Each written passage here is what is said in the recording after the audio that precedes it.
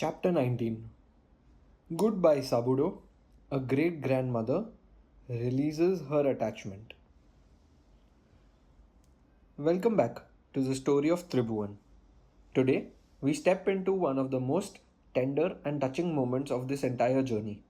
It is a moment between a great grandmother and her beloved grandson. A moment full of tears, love, and finally, letting go. Part 1. The Tears of Ratanba. When Ratanba first heard the news that her grandson Tribhuvan, who had quietly slipped away from home, had actually taken diksha and become a monk, she wept. Tears rolled down her old wrinkled cheeks. She was 89 years old, and this boy, this Sabudo, was the light of her heart.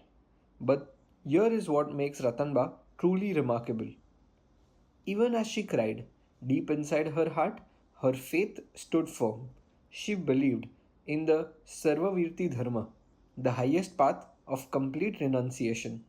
And she knew in her soul that Tribhuvan had chosen something sacred. So when the family and relatives came rushing to her, upset and angry, wanting to bring Tribhuvan back home by force, Ratanba raised her hand and said firmly, "No, if he has taken Diksha willingly and with a full heart," she said, "then no one should try to pull him back." Can you imagine the strength of this woman? 89 years old, tears on her face, and yet the wisdom of a saint in her words. But even the strongest heart has a longing, and Ratanba's heart longed deeply to see her Tribhuvan just once, now that he had become Muni Shri Ramvijayji Maharaj. Part 2. He is coming. A few weeks passed. Then came the wonderful news. Muni Shri Ramvijayji Maharaj had arrived in the town of Padra, along with Muni Shri Danvijayji and other disciples. When Ratanba, that 89-year-old great-grandmother, heard this, she was beside herself with joy. Her tired, frail body suddenly felt new energy, like a lamp that was almost out, and someone poured fresh oil into it. She sat by the window of her home, her eyes shining, gazing out at the road, waiting, watching, hoping to see her beloved grandson walking towards their ancestral home as a monk. And the big day finally came. Ratanba woke up early that morning.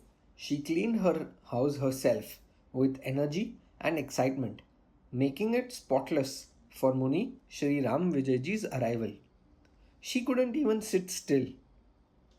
She sent her uncle Tarachan to the Upashray, the place where monks stay, again and again to check if Muni Ramvijayji had left for Gochuri. Uncle Tarachan went to the Upashray not once, not twice, but 3 times that morning. And each time he returned, he found young Muni Shri Ramvijayji deeply absorbed in Swadhyay, studying the scriptures with total focus and unfailing diligence. The young monk seemed completely uninterested in food or in talking to anyone, even his uncle Tarachan. Part 3. He arrives. It was mid-afternoon now. The golden sun shone brightly in a cloudless sky. And then Ratanba suddenly heard a familiar voice call out, "Dharma Labha." That is the traditional greeting of a Jain monk.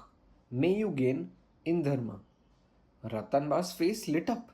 She rushed to the entrance of her home, and there he stood, in the doorway of his childhood home, young Muni Shri Ramvijayji.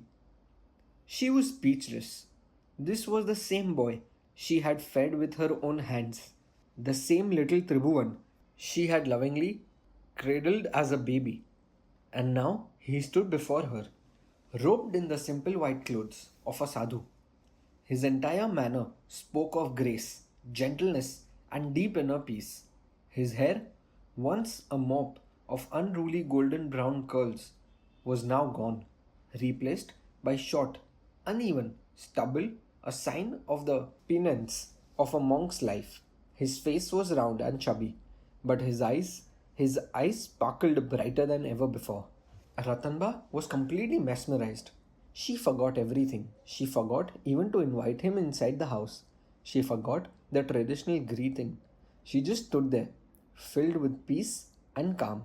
The Muni Shri Ramvijayji Maharaj gently called out again, Dharmalabh. Welcome, Mara Sahib. Blessed is our good fortune. Ratanba felt a wave of emotion wash over her. She respectfully offered Gochri food for the monk, bowing with deep reverence to the same boy she had raised with her own hands for years.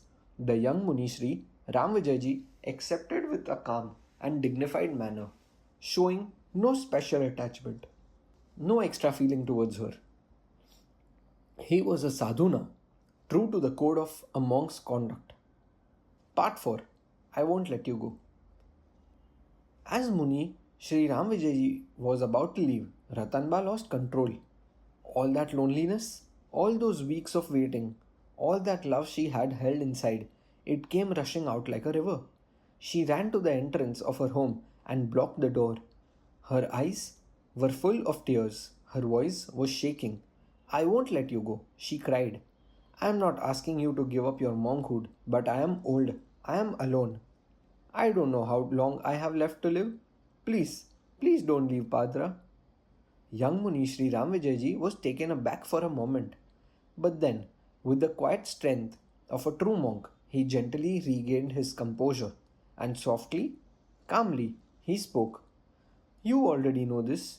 You know better than anyone that Jain sadhus do not stay in one place forever. We keep moving. That is our code of conduct. After all, it was you who encouraged me to follow this path. Why is that now you have forgotten the great joy and meaning of a sadhu's life? Why are you so sad when you said you would be happy? These soft words, spoken with such love and such wisdom, landed straight in Ratanba's heart. She immediately understood her mistake. She stepped back. She realized that her deep love and attachment, as natural and beautiful as it was clouding her thinking, and she had to let it go. She stepped aside and made way for Muni Shri Ramvijayji to leave. As she watched the young sadhu walk away, tears came to her eyes, but this time they were different tears, because deep inside, her heart was filled with pride. She was the last member of the family, the last star of their great clan, who had been destined to shine the brightest, and she knew it. This is the beauty of Ratanba's story. She loved Tribhuvan more than anyone. She wept for him. She blocked the door, and yet, in the very same moment, she found the strength to open her hands and let him go. This is not weakness, this is the highest form of love. When love says, your path is more important than my longing, that is when love becomes truly divine. We will meet again in the next chapter of Tribhuvan's sacred journey. Until then, Jai Jinendra. End of chapter 19.